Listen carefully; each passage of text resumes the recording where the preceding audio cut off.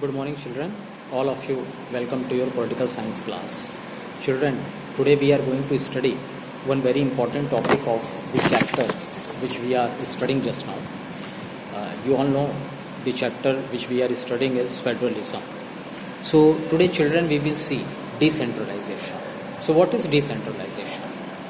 In my previous video, also, I told you and I tried to explain very clearly that what is decentralization.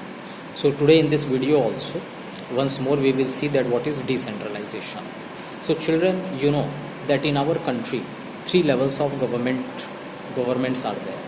One is the union government, then state government, and then local government. So in this process of decentralization, we take away some powers from the central government and the state government and give those powers to the local government. So this system or this process is known as decentralization. So now next, children, we will see that what is the need of decentralization or why the people thought that there should be decentralization or why the power should be given or some power should be given to the local government. Children, we all see or we all know that we are very close to our local government. If there is any matter at local level, that problem can be solved easily by the local government. For each and every problem, small or big, we cannot reach the state government or the union government. Those problems can be better solved by the local government. So that's why the need was of local government and of decentralization.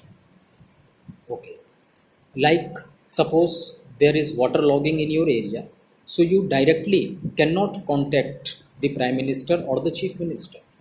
For that purpose, the local government is more suited and easily your problem can be solved if the local government take interest in solving the problem.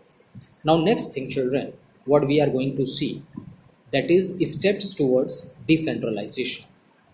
So the main thing, in order to make the local government strong, there should be regular elections. If elections are not held regularly for the local government, then the local government will never be empowered. Beside that, there should be some seats reserved for scheduled caste and scheduled tribes and other backward classes also.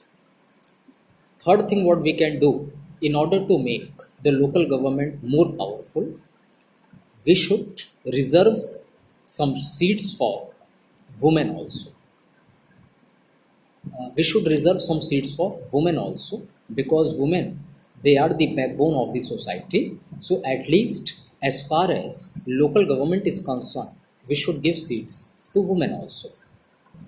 Beside that, there should be interference of election commission,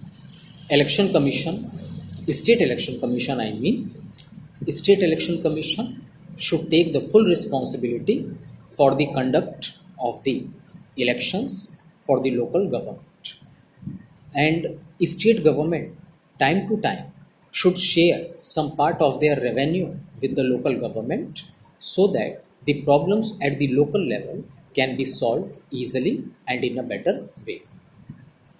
Now next thing, children, that what we have to see, actually in our country, children, the local government are of two types. One is the village local government and other is the urban local government.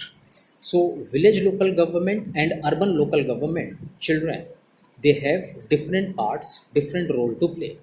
The village local government is especially for the village people, and whatever problem is there in the villages at local level, that is solved by the village government.